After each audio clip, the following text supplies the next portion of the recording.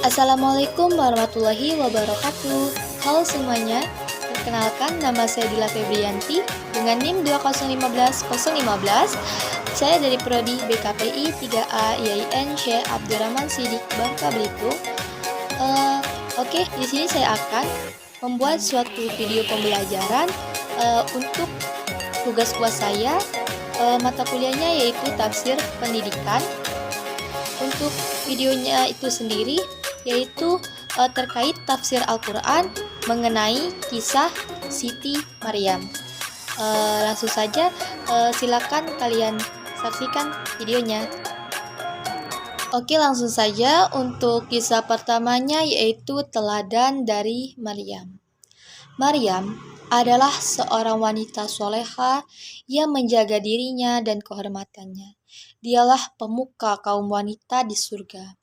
Dari Aisyah radhiyallahu anha bahwa Rasulullah Shallallahu alaihi wasallam bersabda, pemuka wanita ahli surga ada 4: Maryam binti Imran, Fatimah binti Rasulullah, Khadijah binti Khuwailid, dan Asia. Hadis riwayat Hakim 4853.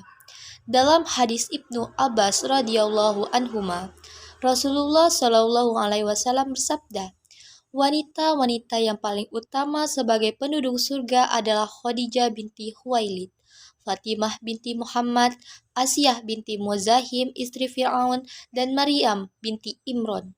Hadis riwayat Ahmad 1 nomor 293. Syekh Su'aib Al-Arnaud menyatakan bahwa sanad hadis ini sahih. Dari Ali radhiyallahu anhu, Nabi Shallallahu alaihi wasallam bersabda, wanita terbaik yang pernah ada ialah Maryam putri Imran dan Khadijah. Hadis riwayat Bukhari nomor 3432 dan Muslim nomor 2430.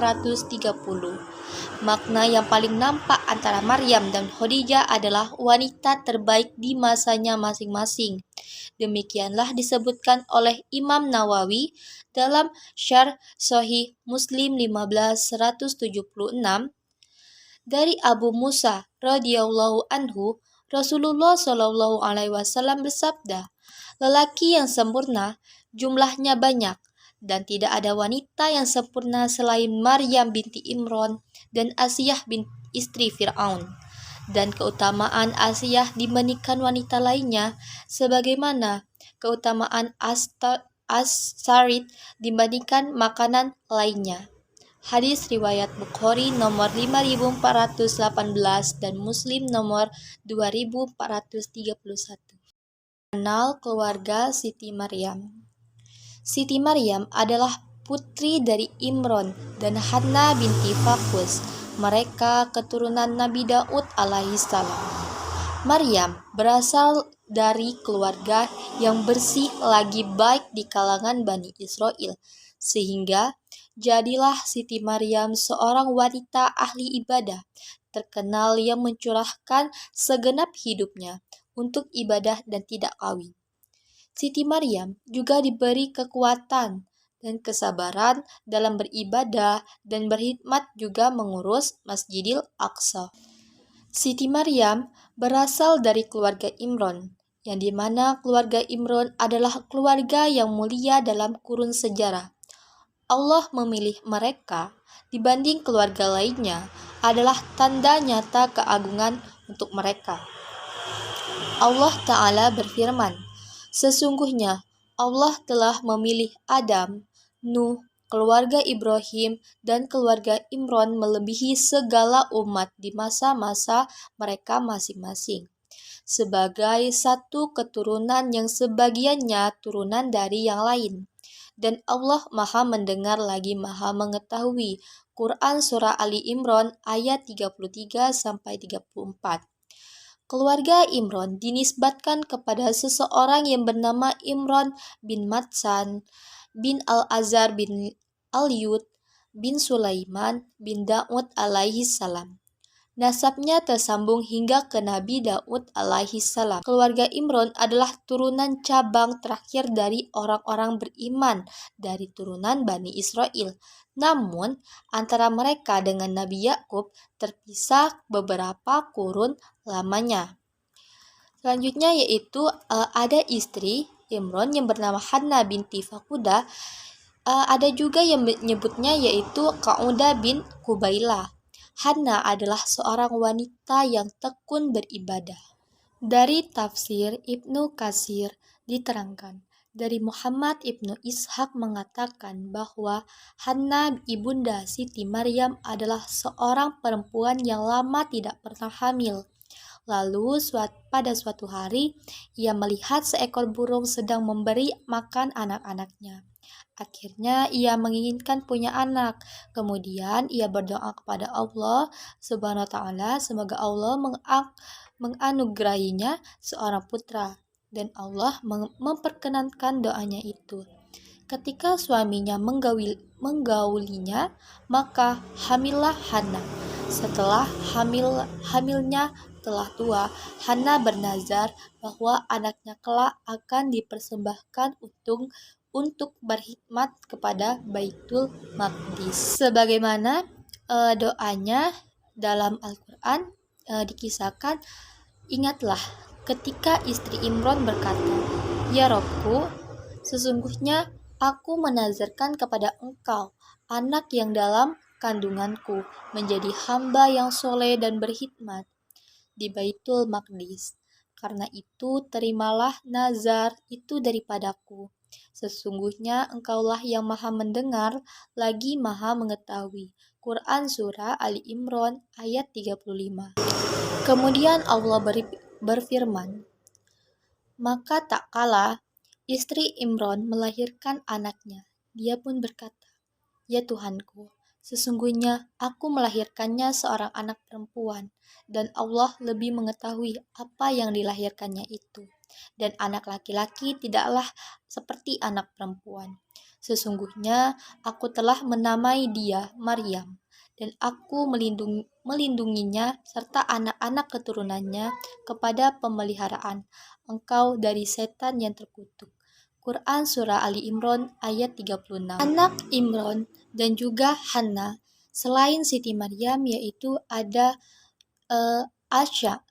Asya ini adalah putri sulung Imran. Ia dinikahi oleh Nabi Zakaria alaihissalam dan merupakan ibu dari Nabi Yahya alaihissalam.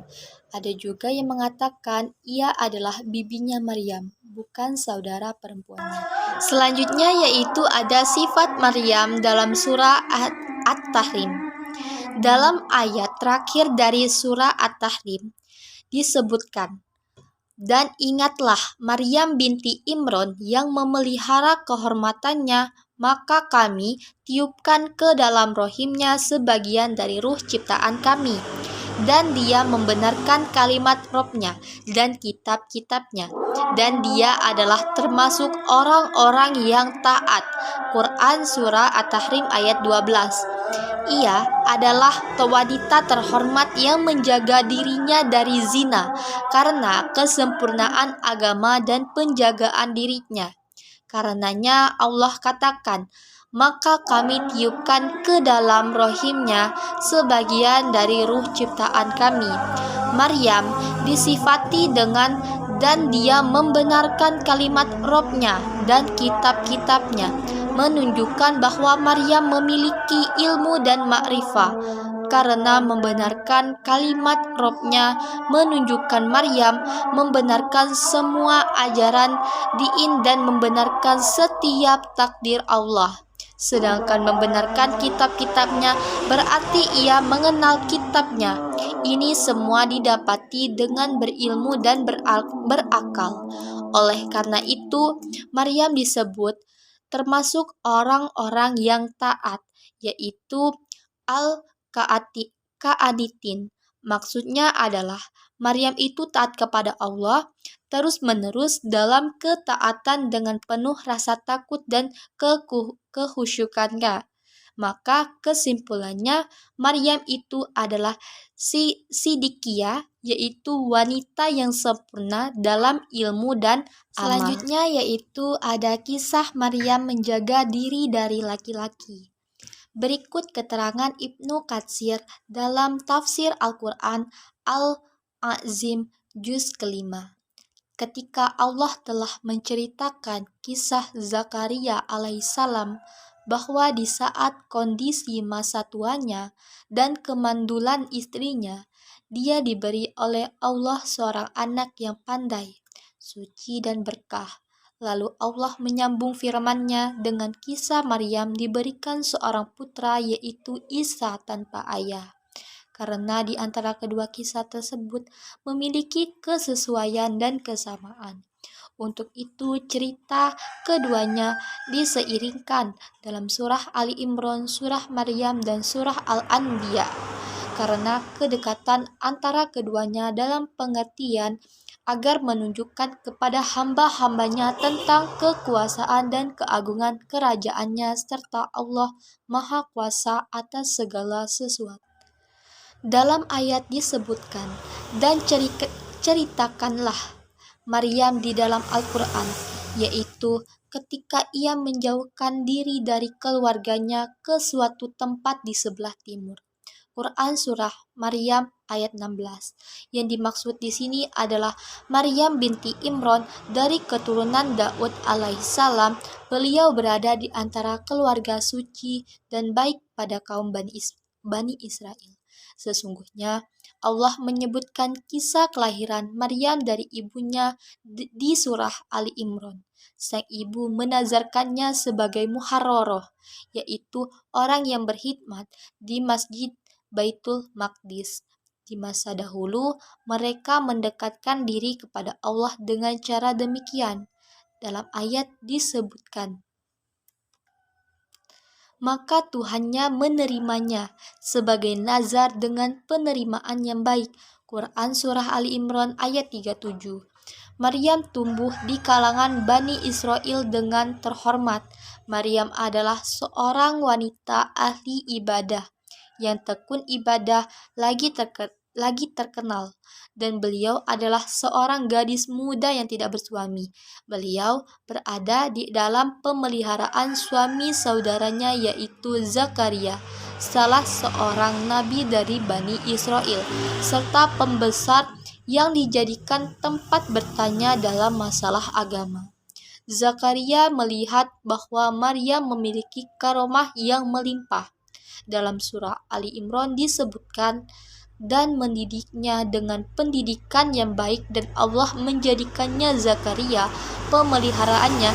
Setiap Zakaria masuk untuk menemui Maryam di mihrab, ia dapati makanan, dan di sisinya Zakaria berkata, "Hai Maryam, dari mana kamu memperoleh makanan ini?"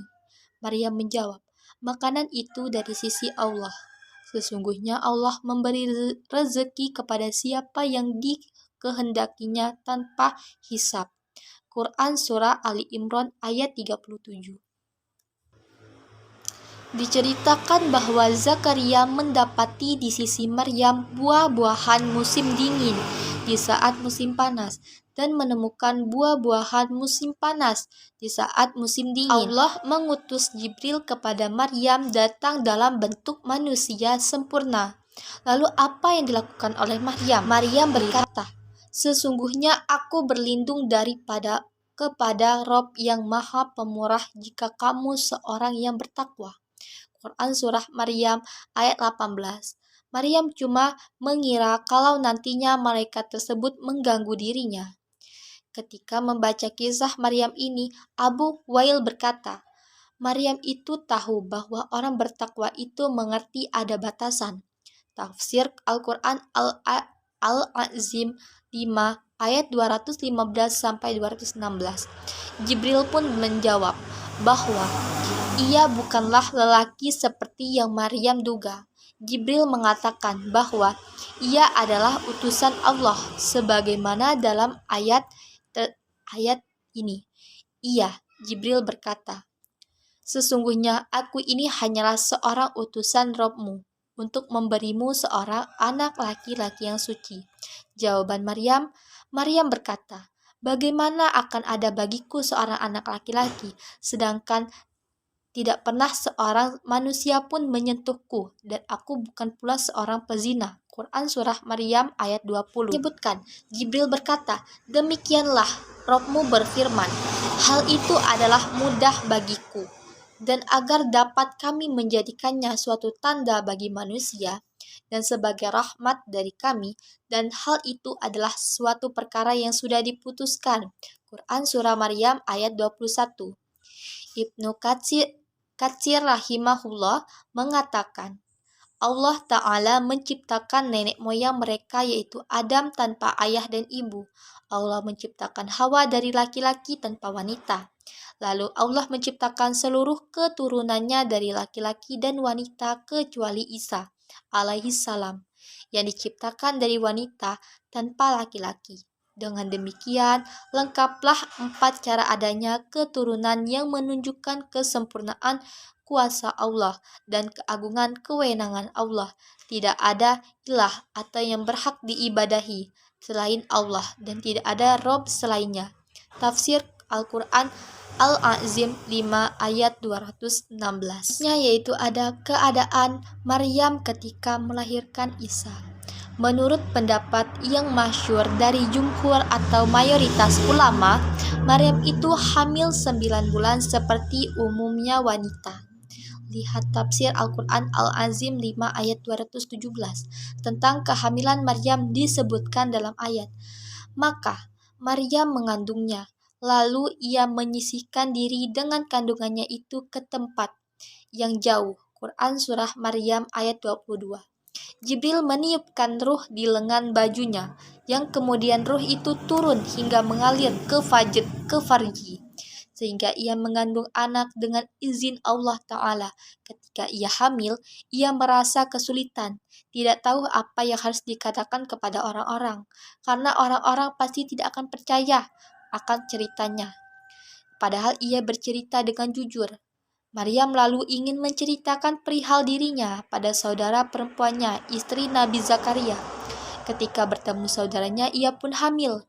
Kemudian saudaranya melihat bahwa bayi dalam perutnya menghormati dan tunduk pada bayi yang ada dalam perut Maryam, di mana syariat sebelum Islam untuk menghormati di syariat untuk sujud ketika mengucapkan salam.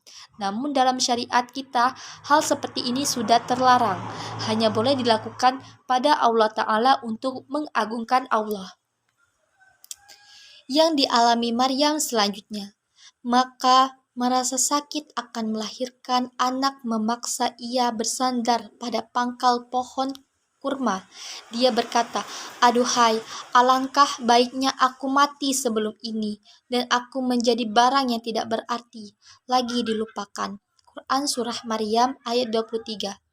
Tempat lahirnya Isa ini adalah di Bait Lam atau Bethlehem.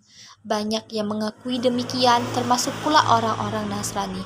Ibnu Katsir rahimahullah mengatakan, banyak hadis menunjukkan larangan berangan-angan untuk mati kecuali ketika menghadapi cobaan yang berat. Tafsir Al-Quran Al-Azim ayat 5 ayat 219. Dalam ayat disebutkan, wafatkanlah aku dalam keadaan Islam dan gabungkanlah aku dengan orang-orang yang soleh. Quran Surah Yusuf ayat 101.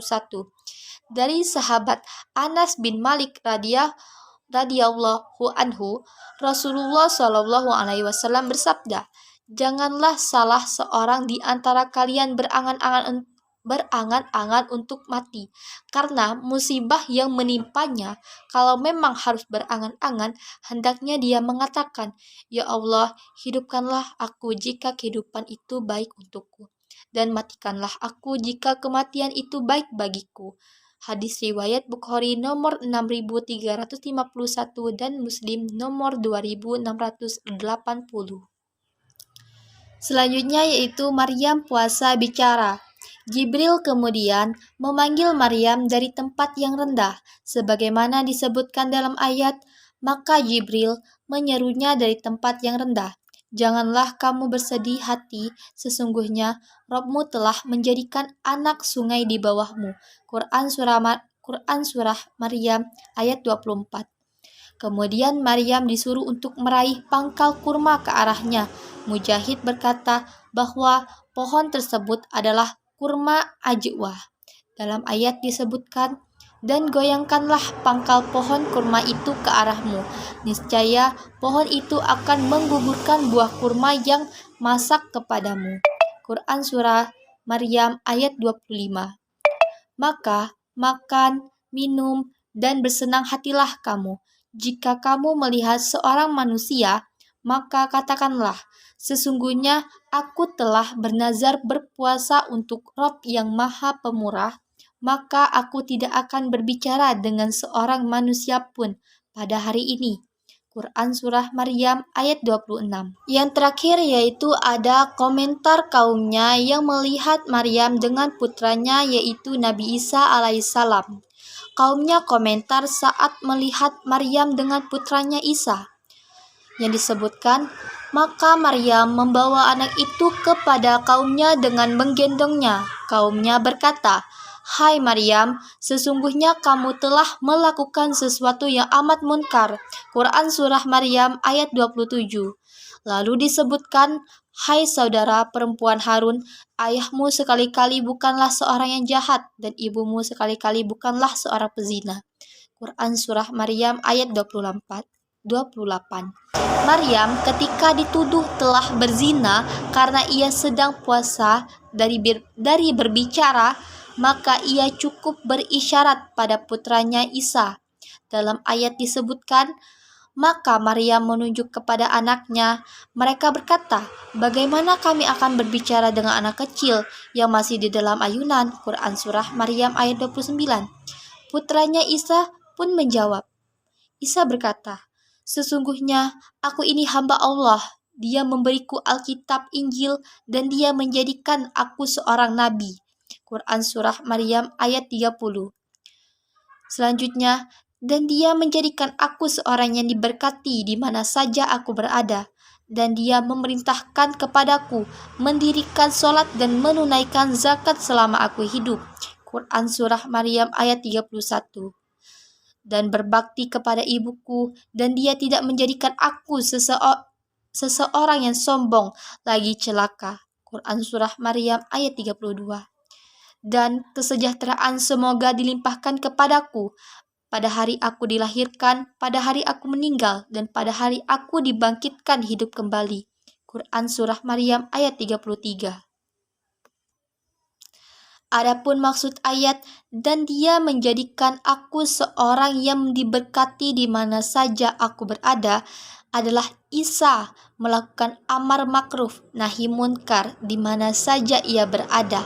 Sebagai salaf berkata, "Tidaklah engkau dapati seorang durhaka pada kedua orang tuanya, melainkan engkau dapati ia adalah orang sombong lagi celaka." Kemudian ia membacakan firman Allah, "Dan berbakti kepada ibuku, dan dia tidak menjadikan aku seorang yang sombong lagi celaka." Tafsir Al-Quran Al-Azim ayat 5 ayat 226. Qatadah berkata, "Telah diceritakan kepada kami bahwa seorang wanita pernah melihat Isa bin Maryam mampu menghidupkan orang yang mati serta menyembuhkan orang yang buta dan berpenyakit kusta sebagai tanda-tanda yang diberikan dan diizinkan oleh Allah." Wanita itu berkata, "Beruntunglah perut yang mengandungmu dan tetek yang menyusuimu." Lalu Isa pun menjawab, "Beruntunglah bagi orang yang membaca kitab Allah lalu mengikuti isinya dan tidak menjadi orang yang sombong lagi celaka." Diriwayatkan oleh At-Tabrani pariwinya sikoh, namun hadisnya mursal. Hadis ini bisa diyakinkan berasal dari hadis marfu'. Itulah hasil video pembelajaran saya, yaitu penyampaian terkait tafsir Al-Quran mengenai kisah Siti Maryam hingga melahirkan Nabi Isa. Jika ada kata-kata yang salah dari penyampaian dalam video saya tadi, saya mohon maaf kepada Allah, saya mohon ampun. Terima kasih bagi yang sudah menonton video saya tadi. Saya akhiri. Wassalamualaikum warahmatullahi wabarakatuh.